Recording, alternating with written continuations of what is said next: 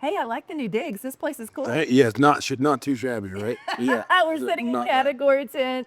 Luke Combs, it's here. It's open. You're doing the big It is. opening. Yes. By the way, there are fans lined up around the block, so just thought I'd let you know. Insane. They're ready Yeah. to come in. It's insane. It's gonna be a good night. So why was this the right fit for you? Because everybody was popping off. We had bars going everywhere. Sure. I've been in the works for over a year and a half, in concept, right? Like working with the Opry folks. And I have just been around them for years now and spent a lot of time with them. And right around the time I got in the mix with those guys and gals was at the time they were opening Blake's Bar. And at that time I had maybe not even a number one maybe. So it's just cool to kind of watch it from a distance. They did everything so well, and the attention to detail was so high. And at that time, I'm not going like, well, when I open my bar, like, I was like, you're not even like, I'm never opening it, You don't even have like a little place. No, really, no, not at all. And so then when it came the time, I don't know, 7 or 8 years later, I remember thinking like, well, gosh, like, a couple of people had approached me to do, venture, whatever you call it, with them. And it was just never like live up to the, like what I saw, the Ryman hospitality folks do with Blake and Old Red. And, I remember being like, man, I was like, they're just not going to do another one, and it's like, I'm just not going to do one. Because if it's not going to be done right, I'm just not going to do one, Right. I'd rather just not do one than do one, and not, have it be perfect, and then lo and behold, about a year later, they came to the table and said, we want to do something with you if you'd like to. And jumped at the opportunity. I just knew it was the right thing, the right fit, the right partners. Again, because I've seen them do so many things. I mean, what they do with the Opry and the Ryman and, in the convention center and Blake's thing, it's just all done so well and like over the top and perfectly executed at all times. And so I knew that they were the right people for the job. So jumped into it after that, and yeah, really proud of it. Really proud of how it turned out. And all the work they put into it. They put a ton of work into it. When they told you it was 67,000 square feet, was that like, wait, I don't know if I have enough merch to fill. Yeah, I was like, mean, what you are we do, gonna clearly. what are we gonna put in there? You know what I mean? It's like, oh my goodness, But it's turned out. I mean, the amount of thought that's gone into it. It's like that's the thing that blew me away when the first kind of conceptual meeting of like, here's these renderings and here's it's like the women's bathroom, and I'm like, God, man, you're really thinking about it here.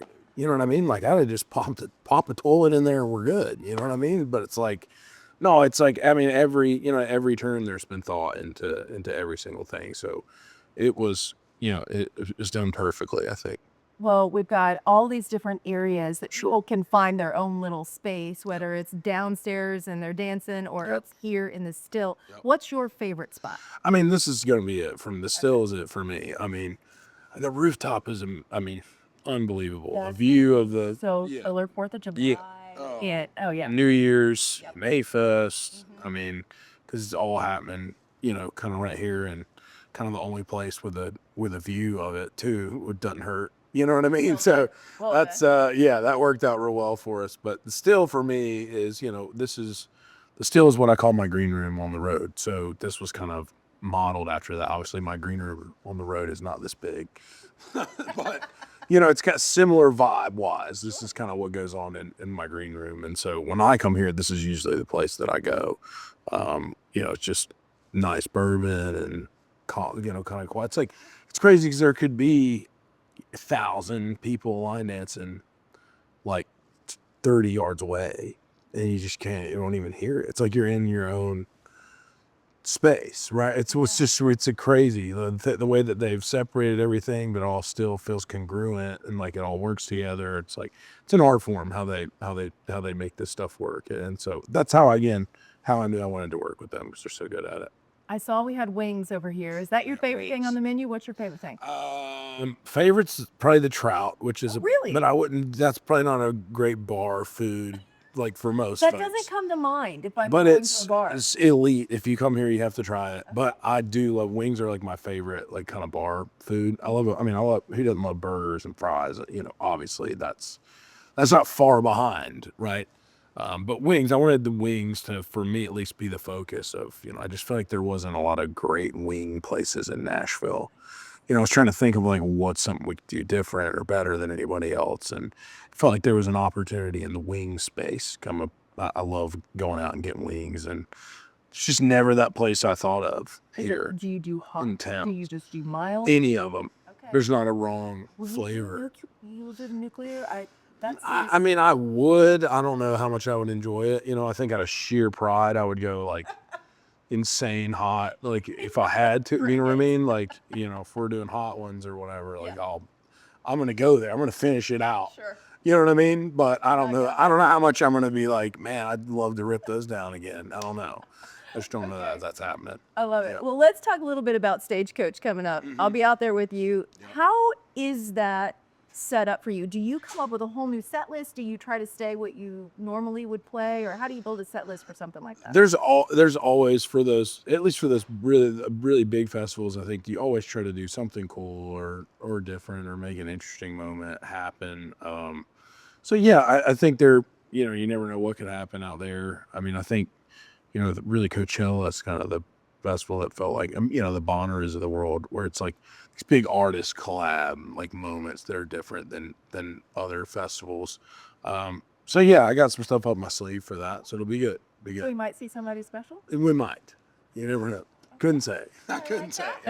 I like that. It's going to be on Amazon Prime Video, which is worldwide, which means that your friends in the UK are going to get to see it. Absolutely. Tell us about playing in the UK and why you love being local.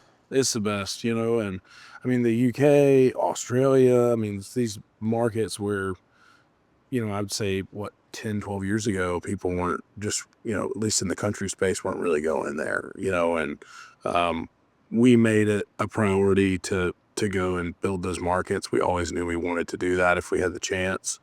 And that was my manager's idea.